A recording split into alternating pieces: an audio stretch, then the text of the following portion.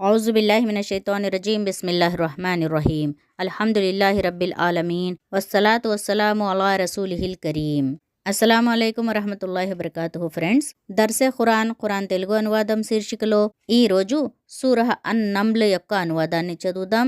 నమ్లున్ అంటే చీమలు.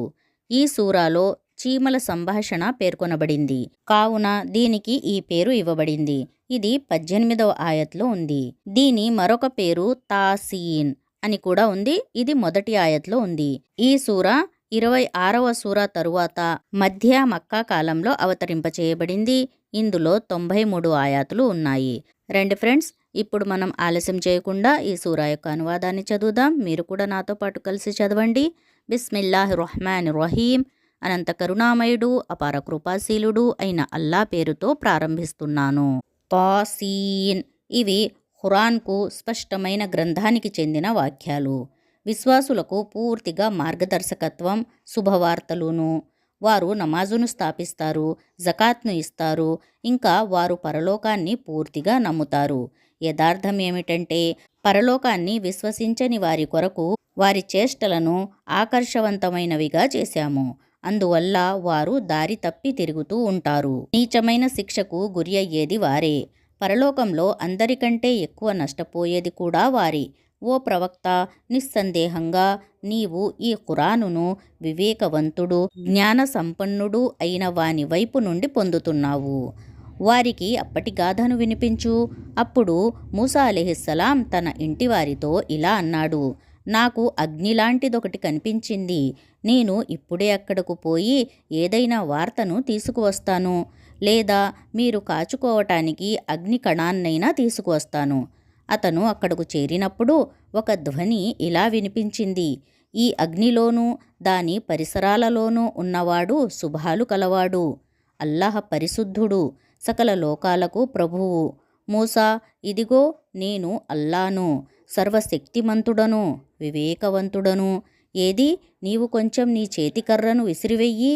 ఆ చేతికర్ర పాము మాదిరిగా కదలాడుతూ ఉండటం చూడగానే మూసా అలైహిస్సలాం వెన్ను చూపి పారిపోయాడు. వెనుకకు తిరిగి అయినా చూడలేదు. మూసా, భయపడకు, నా సన్నిధిలో ప్రవక్తలు భయపడరు, తప్పు చేసిన వారు తప్ప. దుష్కార్యం చేసిన తరువాత అతను గనక దాన్ని సత్కార్యంగా మార్చుకుంటే అప్పుడు నేను క్షమించే కరుణామయుణ్ణి. కొంచెం నీ చేతిని చొక్కాలోకి దూర్చు.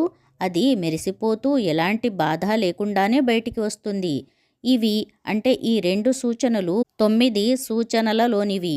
ఫిరౌను వద్దకు, అతడి జాతి ప్రజల వద్దకు తీసుకుపోయేందుకు ఇవ్వబడినవి. వారు పరమ దుర్మార్గులు. కాని స్పష్టమైన మా సూచనలు వారి ముందుకు వచ్చినప్పుడు వారు ఇది స్పష్టమైన మాయాజాలమే అని అన్నారు. వారు అన్యాయంగా, అహంకారంతో ఆ సూచనలను తిరస్కరించారు. అయితే వారి హృదయాలు మట్టుకు వాటిని అంగీకరించాయి. ఇక చూడు, ఆ దుర్మార్గులకు ఎలాంటి గతి పట్టిందో. మరోవైపు మేము దావూద్ అలైహిస్సలాంకు, సులైమాన్ అలైహిస్సలాంకు జ్ఞానాన్ని ప్రసాదించాము. విశ్వాసులైన అనేక మంది తన దాసుల కంటే మాకు ఘనతను ప్రసాదించిన అల్లాకు కృతజ్ఞతలు అని వారు అన్నారు. సులైమాన్ అలైహిస్సలాం దావూద్ అలైహిస్సలాంకు వారసుడయ్యాడు. అతను ఇలా అన్నాడు: ప్రజలారా, మాకు పక్షుల భాషలు నేర్పబడ్డాయి, ఇంకా మాకు అన్ని రకాల వస్తువులు ఇవ్వబడ్డాయి. నిస్సందేహంగా ఇది స్పష్టమైన దేవుని అనుగ్రహం. సులైమాన్ అలైహిస్సలాం కొరకు జిన్నాతుల, మానవుల, పక్షుల సైన్యాలు సమీకరించబడ్డాయి. అవి గట్టి క్రమశిక్షణలో ఉంచబడేవి. ఒకసారి అతను వాటిని తీసుకుని దండయాత్రకు బయలుదేరాడు. చివరకు వారంతా చీమల లోయకు చేరుకున్నప్పుడు ఒక చీమ ఇలా అన్నది: చీమలారా, మీరు మీ పుట్టలలోకి దూరిపోండి, లేకపోతే సులైమాన్ అలైహిస్సలాం, అతని సైనికులు మిమ్మల్ని నలిపివేస్తారు. ఆ సంగతి వారికి తెలియకపోవచ్చు కూడా. సులైమాన్ అలైహిస్సలాం దాని మాటలకు మందహాసంతో నవ్వి ఇలా అన్నాడు: ప్రభూ, నన్ను అదుపులో ఉంచు. నీవు నాకు, నా తల్లిదండ్రులకు చేసిన ఉపకారానికి నేను కృతజ్ఞతలు తెలుపుతూ ఉండేందుకు, నీకు నచ్చిన మంచి పనులు చేస్తూ ఉండేందుకు నీ కారుణ్యంతో నన్ను సజ్జనులైన నీ దాసులలో చేర్చు. మరొక సందర్భంలో సులైమాన్ అలైహిస్సలాం పక్షులను పరిశీలించి ఇలా అన్నాడు: హుద్హుద్ పక్షి నాకు కనిపించటం లేదేమిటి? అది ఎటైనా అదృశ్యమైపోయిందా? నేను దానిని కఠినంగా శిక్షిస్తాను లేదా నరికివేస్తాను. అలా కాకపోతే అది నాకు సరైన కారణం చూపవలసి ఉంటుంది. ఆ తరువాత ఎంతోసేపు గడవలేదు, అది వచ్చి ఇలా అన్నది, మీకు తెలియని సమాచారాన్ని నేను సేకరించాను. నేను సబాను గురించిన నమ్మకమైన సమాచారాన్ని తీసుకువచ్చాను. నేను అక్కడ ఒక స్త్రీని చూశాను. ఆమె ఆ జాతిని ఏలుతోంది. ఆమెకు అన్ని రకాల వస్తు సామాగ్రి ప్రసాదించబడింది. ఆమె సింహాసనం మహోజ్వలంగా ఉంది. నేను చూశాను. ఆమె జాతివారు అల్లాకు బదులు సూర్యుడి ముందు సాష్టాంగపడుతున్నారు. శైతాన్ వారి పనులను వారికి మనోహరమైనవిగా కనిపించేలా చేశాడు. వారిని రాజమార్గంపైకి పోకుండా నిరోధించాడు. అందువల్ల వారు ఈ రుజుమార్గాన్ని పొందలేకపోతున్నారు. ఆకాశాలలోనూ భూమిలోనూ దాగి ఉన్న వస్తువులను వెలికి తీసేవాడు, మీరు దాచేదాన్ని వ్యక్తపరిచేదాన్ని ఎరిగినవాడు అయిన దేవునికి సాష్టాంగపడటం అనేదే రుజుమార్గం. అల్లాహ్, ఆయన తప్ప ఆరాధనకు అర్హుడైన వాడు ఎవ్వడూ లేడు. ఆయన మహోన్నతమైన అధికార పీఠానికి ప్రభువు. సులైమాన్ అలైహిస్సలాం ఇలా అన్నాడు, ఇప్పుడే మేము చూస్తాము నీవు నిజం చెప్పావో లేక అబద్ధాలు చెప్పేవారిలోని దానవో. నా ఈ ఉత్తరాన్ని తీసుకుపో, దానిని వారి వైపునకు విసిరివేయి. తరువాత ఒక వైపునకు తొలగి వారి ప్రతిస్పందన ఎలా ఉంటుందో చూడు. రాణి ఇలా పలికింది, ఆస్థాన సభ్యులారా, నా వైపునకు అతి ముఖ్యమైన ఒక లేఖ విసిరివేయబడింది. అది సులైమాన్ తరపు నుండి వచ్చింది. కరుణామయుడు కృపాశీలుడు అయిన అల్లా పేరుతో ప్రారంభించబడింది. అందులోని విషయం ఇలా ఉంది, నాకు వ్యతిరేకంగా తిరుగుబాటు వైఖరిని అవలంబించకు. ముస్లిం అయి నా వద్దకు వచ్చేయి. లేఖ వినిపించిన తరువాత రాణి ఇలా అన్నది, జాతి నాయకులారా, ఈ విషయంలో మీరు నాకు సలహా ఇవ్వండి. నేను ఏ విషయంలోనూ మిమ్మల్ని సంప్రదించకుండా నిర్ణయం తీసుకోను. దానికి వారు ఇలా సమాధానం చెప్పారు, మేము బలవంతులం, పోరాడగలవారం. అయితే నిర్ణయం మాత్రం మీ చేతులలో ఉన్నది. ఏ ఆజ్ఞ ఇవ్వాలో స్వయంగా మీరే ఆలోచించుకోండి. రాణి ఇలా అన్నది, రాజులు ఏ దేశంలోనైనా జొరబడినప్పుడు దానిని వారు నాశనం చేస్తారు. అక్కడి గౌరవనీయులను అవమానిస్తారు. వారు చేసేది ఇదే. నేను వారి వద్దకు ఒక కానుకను పంపిస్తాను. తరువాత నా దూతలు ఏమి జవాబు తీసుకువస్తారో చూస్తాను. అతడు అంటే రాజుగారి దూత సులైమాన్ వద్దకు చేరుకున్నాడు. అప్పుడు సులైమాన్ ఇలా అన్నాడు, ఏమిటి, మీరు ధనం ఇచ్చి నాకు సహాయం చేయదలుచుకున్నారా? దేవుడు మీకు ఇచ్చిన దానికంటే నాకు ఇచ్చినది ఎంతో ఎక్కువ. మీ కానుకను మీరే అనుభవించండి. ఓ దూత, నిన్ను పంపిన వారి వద్దకు తిరిగి వెళ్ళిపో. మేము వారిపైకి వారు ఎదిరించలేని సైన్యాలను తీసుకువస్తాము. మేము వారిని పరాభవించి అక్కడి నుండి పారద్రోలుతాము. వారు అవమానితులై ఉండిపోతారు. సులైమాన్ అలైహిస్సలాం ఇలా అన్నాడు, ఆస్థాన సభ్యులారా, వారు విధేయులై నా వద్దకు రాకమునుపే మీలో ఎవరు ఆమె సింహాసనాన్ని నా దగ్గరకు తీసుకురాగలరు? జిన్నాతులలో బలిష్ఠుడైన ఒకడు ఇలా మనవి చేసుకున్నాడు, మీరు మీ స్థానం నుండి లేవకముందే నేను దానిని తీసుకువస్తాను. నాకు ఆ శక్తి ఉంది, నమ్మకస్తుణ్ణి కూడా. గ్రంథజ్ఞానం కల ఒకతను ఇలా అన్నాడు, మీరు కళ్ళు మూసి తెరిచేలోగా నేను దానిని తీసుకొస్తాను. సులైమాన్ అలైహిస్సలాం తన ముందు సింహాసనం పెట్టబడడం చూడగానే ఇలా అరిచాడు, ఇది నా ప్రభువు అనుగ్రహం. నేను కృతజ్ఞతలు తెలుపుతానో లేక కృతజ్ఞుడనైపోతానో పరీక్షించటానికి ఆయన ఇలా చేశాడు. ఎవడైనా కృతజ్ఞతలు తెలుపుకుంటే అతని కృతజ్ఞతలు అతనికే లాభదాయకమవుతాయి. అలా చేయకుండా ఎవడైనా కృతజ్ఞతకు పాల్పడితే నా ప్రభువు నిరాపేక్షాపరుడు, తనంతట తానే ఘనుడైనవాడు.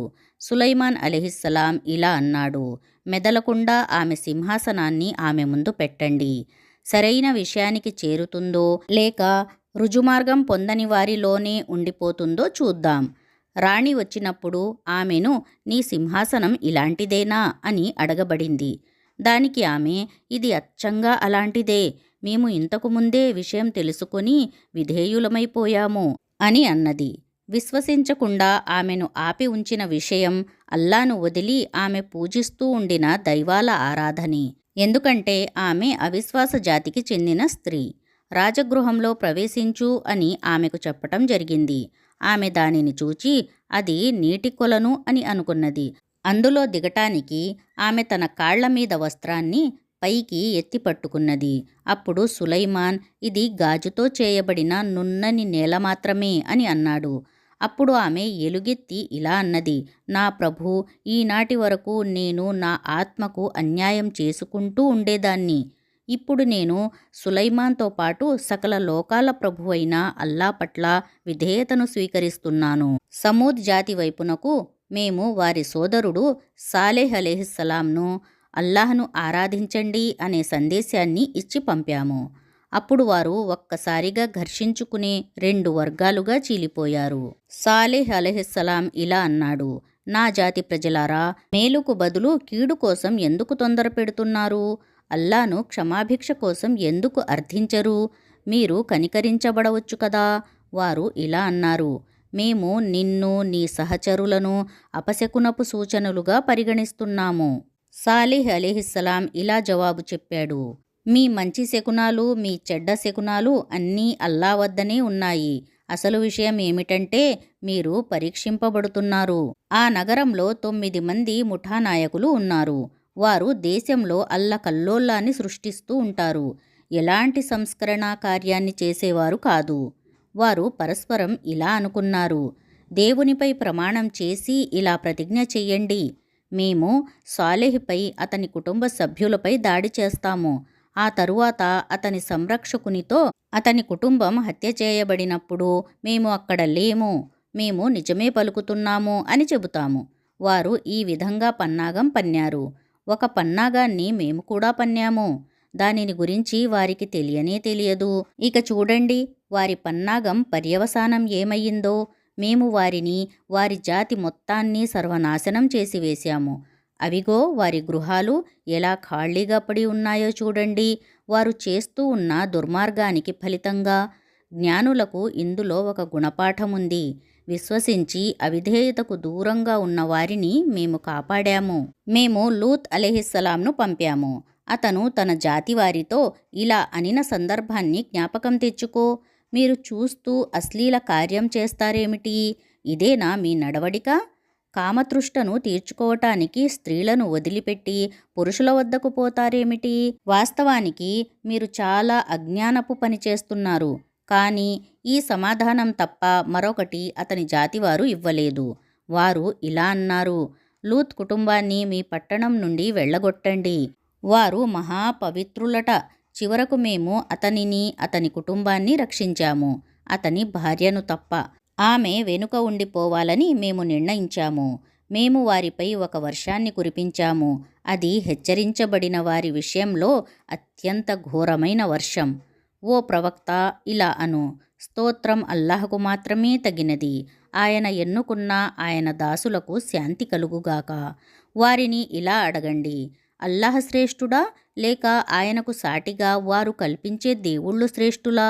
సరే, ఆకాశాలను భూమిని ఎవరు సృష్టించారు?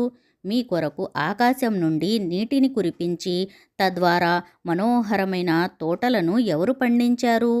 వాటిలోని చెట్లను మొలిపించటం మీకు సాధ్యమయ్యే పని కాదు. అల్లాతో పాటు మరొక దేవుడు కూడా ఎవడైనా ఉన్నాడా ఈ పనులలో పాలు పంచుకోవటానికి? లేడు. కానీ వారే రుజుమార్గం నుండి తొలగిపోతున్నారు. భూమిని నివాస స్థలంగా చేసినవాడు ఎవడు? అందులో నదులను ప్రవహింపచేసినవాడు ఎవడు? దానిమీద పర్వతాల మేకులను పాతినవాడు ఎవడు? 2 రకాల జలధుల మధ్య అడ్డుతెరను పెట్టినవాడు ఎవడు? అల్లాతో పాటు మరొక దేవుడు కూడా ఎవడైనా ఉన్నాడా ఈ పనులలో పాలు పంచుకోవటానికి? లేడు. కానీ వారిలో అనేక మందికి తెలియదు. బాధితుడు మొరపెట్టుకుంటున్నప్పుడు అతని మొరను ఆలకించి అతని బాధను తొలగించేవాడు ఎవడు? భూమిపై మిమ్మల్ని ప్రతినిధులుగా చేసినవాడు ఎవడు? అల్లాతో పాటు ఈ పనులు చేసే మరొక దేవుడు కూడా ఎవడైనా ఉన్నాడా? మీరు చాలా తక్కువ ఆలోచిస్తారు. నేలపై, సముద్రంపై, అంధకారంలో మీకు దారి చూపేవాడు ఎవడు? తన కారుణ్యానికి ముందు గాలులను శుభవార్తతో పంపేవాడు ఎవడు? అల్లాతో పాటు మరొక దేవుడు ఎవడైనా ఉన్నాడా ఈ పనులు చేయటానికి? వారు చేస్తూ ఉన్న షిర్కుకు అల్లా ఎంతో అతీతుడు, ఎంతో ఉన్నతుడు. సృష్టిని మొదటిసారిగా చేసినవాడు ఎవడు? దానిని పునః సృష్టించేవాడు ఎవడు? నింగి నుండి నేల నుండి మీకు ఉపాధినిచ్చేవాడు ఎవడు? అల్లాతో పాటు మరొక దేవుడు ఎవడైనా ఉన్నాడా ఈ పనులలో పాలు పంచుకోవటానికి?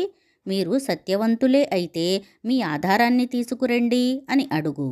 వారితో ఇలా అను, ఆకాశాలలోనూ భూమిలోనూ అల్లా తప్ప అగోచర జ్ఞానం కలవాడు మరెవ్వడూ లేడు. వారికి అంటే మీ దేవుళ్లకు తాము ఎప్పుడు లేపబడతారో కూడా తెలియదు కదా.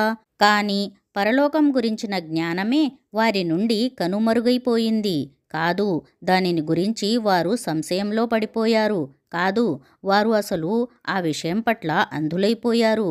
ఆ సత్య తిరస్కారులు ఇలా అంటారు, మేము మా తాత ముత్తాతలు మట్టిలో కలిసిపోయిన తరువాత కూడా నిజంగానే మమ్మల్ని సమాధుల నుండి లేపటం జరుగుతుందా? ఇలాంటి వార్తలు ఎన్నో మాకు కూడా అందించబడ్డాయి. పూర్వం మా తాత ముత్తాతలకు కూడా అందించబడుతూ ఉండేవి. కానీ ఇవి మేము పూర్వకాలం నుంచి వింటూ వస్తున్న కట్టుకథలు మాత్రమే. ఇలా అను, భూమిపై తిరిగి చూడండి, నేరస్తులకు ఎటువంటి గతి పట్టినదో. ఓ ప్రవక్త, వారి స్థితిని గురించి బాధపడకు, వారి కుట్రల విషయంలో వ్యధ చెందకు. వారు నీవు చెబుతున్నది నిజమే అయితే ఈ బెదిరింపు ఎప్పుడు నెరవేరుతుంది అని అడుగుతారు. ఇలా అను, మీరు ఏ శిక్షను గురించి తొందర పెడుతున్నారో అందులోని ఒక భాగం మీ సమీపంలోనికే వచ్చి ఉందన్న ఆశ్చర్యం లేదు. యథార్థమేమిటంటే నీ ప్రభువు ప్రజల పట్ల ఎంతో అనుగ్రహం కలవాడు. కానీ చాలామంది కృతజ్ఞతలు తెలుపరు. వారి హృదయాలు తమలో ఏమి దాచి ఉంచాయో, మరేమి బహిర్గతం చేస్తున్నాయో నిస్సందేహంగా నీ ప్రభువుకు బాగా తెలుసు. ఆకాశంలో భూమిలో దాగి ఉన్న ఏ వస్తువు అయినా ఒక స్పష్టమైన గ్రంథంలో వ్రాయబడకుండా లేదు. ఇస్రాయిల్ సంతతి వారు విభేదిస్తూ ఉన్న విషయాల వాస్తవం ఏమిటో ఈ ఖురాన్ వారికి ఎక్కువగా తెలియజేస్తుంది. ఇది విశ్వసించే వారికి మార్గదర్శకత్వం, కారుణ్యమును. నిశ్చయంగా ఇలాగే నీ ప్రభువు వీరి మధ్య కూడా తన ఆజ్ఞ ద్వారా తీర్పు చేస్తాడు. ఆయన ఎంతో శక్తిమంతుడు, అన్నీ ఎరిగినవాడును. కనుక ఓ ప్రవక్త, అల్లా మీద భారం వెయ్యి. నిశ్చయంగా నీవు స్పష్టంగా సత్యంపై ఉన్నావు. నీవు మృతులకు వినిపించలేవు. వీపు త్రిప్పి పరుగెత్తే బధిరులకు కూడా నీ పిలుపును వినిపించలేవు. అంధులకు మార్గం చూపి వారు తప్పిపోకుండా కాపాడనూ లేవు. మా వాక్యాలను విశ్వసించి విధేయులయ్యే వారికి మాత్రమే నీవు నీ మాటలను వినిపించగలవు. మా మాట నెరవేరే సమయం వారిని సమీపించినప్పుడు మేము వారి కొరకు భూమి నుండి ఒక జంతువును తీస్తాము. అది వారితో ఇలా మాట్లాడుతుంది, ప్రజలు మా వాక్యాలను విశ్వసించలేదు. ఆ రోజును గురించి కొంచెం ఆలోచించు. అప్పుడు మేము ప్రతి సముదాయం నుండి మా వాక్యాలను తిరస్కరించే ఒక్కొక్క జన సమూహాన్ని సమీకరిస్తాము. ఆపై వారిని వారి వారి తరగతుల ప్రకారం అంతస్తుల వారీగా ఒక క్రమపద్ధతిలో ఉంచటం జరుగుతుంది. చివరకు అందరూ వచ్చేసిన తరువాత వారి ప్రభువు వారిని ఇలా అడుగుతాడు, మీరు నా వాక్యాలను శాస్త్రీయ పరిశీలన చేయకుండానే ఇట్టే తిరస్కరించారు. ఇది కాక మీరు చేసింది ఏమిటి? వారు చేసిన దుర్మార్గం వల్ల శిక్షకు సంబంధించిన వాగ్దానం వారి విషయంలో నెరవేరుతుంది. అప్పుడు వారు ఏమీ మాట్లాడలేరు. వారు విశ్రాంతి పొందటానికి మేము రాత్రిని సృష్టించాము. మేము పగటిని ప్రకాశవంతంగా చేశాము. వారి బుద్ధికి ఈ విషయాలు తట్టేవి కావా? విశ్వసించే వారికి ఇందులో అనేక సూచనలు ఉండేవి. శంఖం ఊదబడే రోజున ఏమి జరుగుతుందో, ఆ రోజున ఆకాశాలలోని భూమిలోని సకల సృష్టి రాశులు భయంతో కంపించిపోతాయి. ఆ భయానక పరిస్థితుల నుండి అల్లా కాపాడదలచిన వారు తప్ప అందరూ లొంగిపోయి వినమ్రులై ఆయన ముందు హాజరవుతారు. ఈ రోజున నీవు పర్వతాలను చూచి అవి బాగా స్థిరంగా ఉన్నాయని అనుకుంటున్నావు. కానీ అప్పుడు మేఘాల మాదిరిగా అవి ఎగురుతూ ఉంటాయి. ఇది అల్లా శక్తి సామర్థ్యాల మహిమ. ఆయన ప్రతి వస్తువును వివేకంతో తీర్చిదిద్దాడు. మీరు చేసేదంతా ఆయనకు బాగా తెలుసు. మంచిని తీసుకువచ్చే వ్యక్తికి అంతకంటే మేలైన ప్రతిఫలం లభిస్తుంది. అటువంటి వారు ఆనాటి భయంకర పరిస్థితి నుండి సురక్షితంగా ఉంటారు. చెడును తీసుకువచ్చే వారందరూ బోర్లగా అగ్నిలో విసిరివేయబడతారు.